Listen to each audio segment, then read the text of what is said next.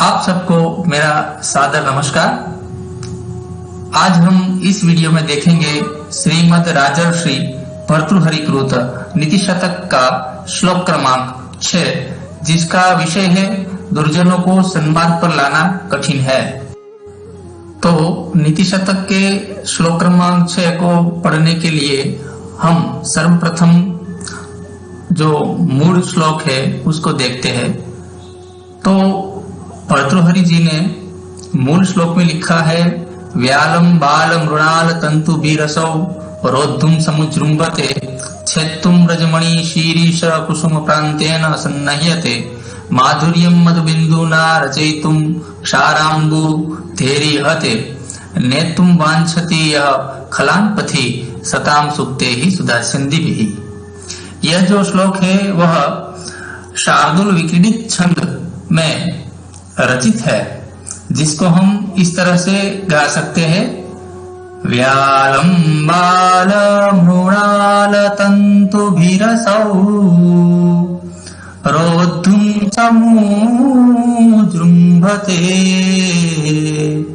छत्तुम व्रजमणि शिरीष कुसुम प्रान्तेन सन्नह्यते माधुर्यं मधुबिन्दुना रचयितुं क्षाराम्बुधैर्यहते नेतुं वाञ्छति यः खलान् पथि सतां सुक्तैः सुधास्यन्दिभिः।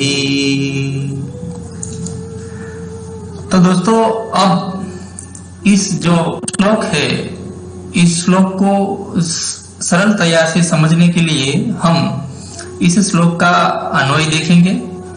तो प्रस्तुत श्लोक का अन्वय करते इस तरह से हम देख पाते हैं, यह सुधास्यन्दिभिः सुक्ते ही खलान सताम पथि नेतुम वांछति असौ बाल मृणाल तंतुभिः व्यालम रोद्धुम समुजृंभते शिरीष कुसुम प्रांतेन व्रजमणिं छेत्तुं सन्नह्यते मधुबिंदुना क्षाराम्बुधेः माधुर्यं रचयितुं ईहते।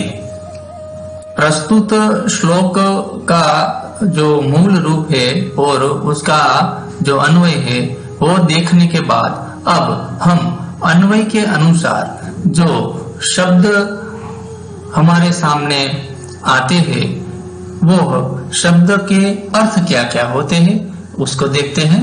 तो अन्वय के अनुसार जो शब्द है वो इस प्रकार है। यह का अर्थ होता है जो यहाँ पे व्यक्ति के अर्थ में लिया गया है।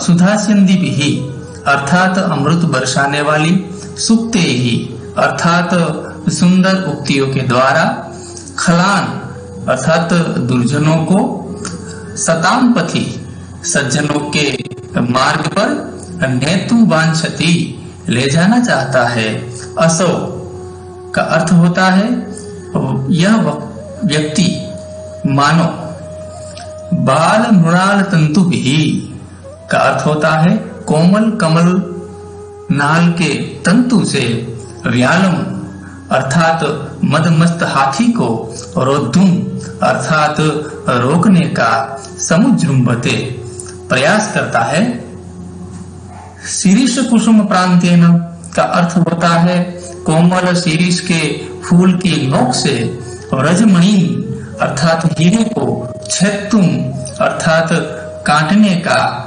सन्नह्यते अर्थात उद्युत होता है, प्रयत्न करता है, मधुबिंदुना का मतलब होगा शहद की बूंद से, क्षाराम्बुधेः अर्थात क्षार युक्त समुद्र को, माधुर्यम रचयितुम मीठा बनाना, ईहते का मतलब होता है प्रयास कर रहा है, इच्छा रख रहा है।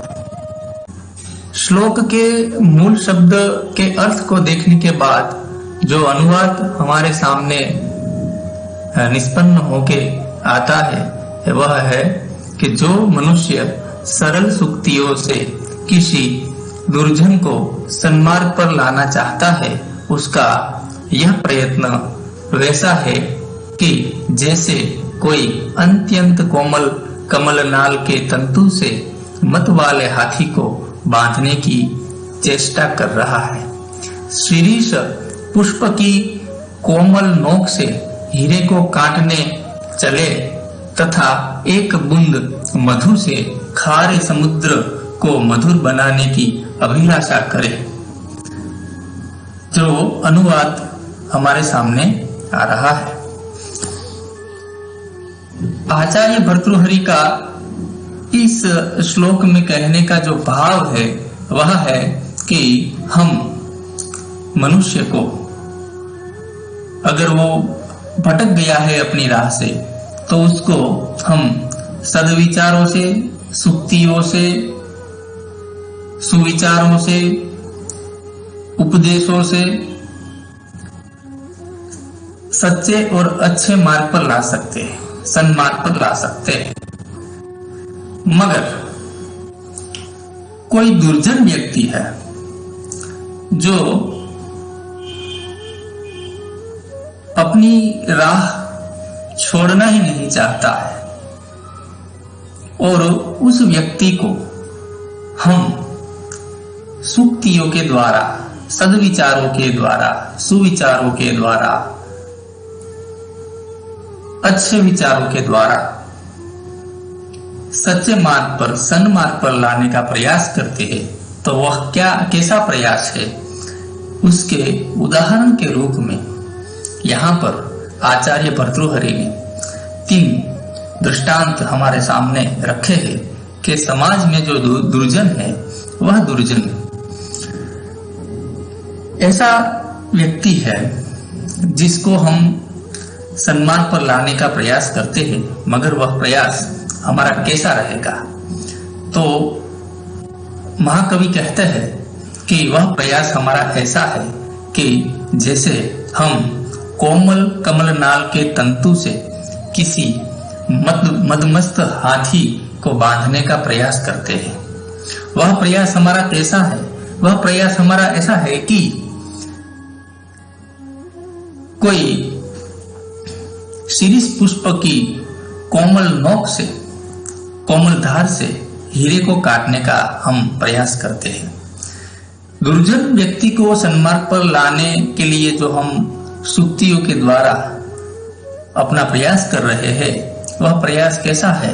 तो भर्तृहरि जी कहते हैं कि वह प्रयास ऐसा है कि एक मधु के बिंदु से सारे खारे समुद्र को मधुर बनाने का, मीठा बनाने का प्रयास हम करते हैं, हम ऐसी अभिलाषा करते हैं।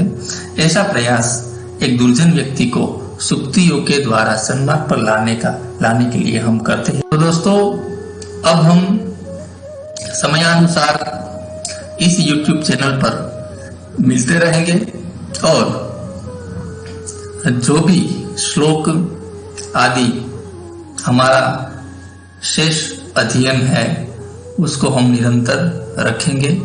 भगवान से प्रार्थना करते हैं कि हम यह काम आगे चला सके। अब आप मुझे आज्ञा दीजिए।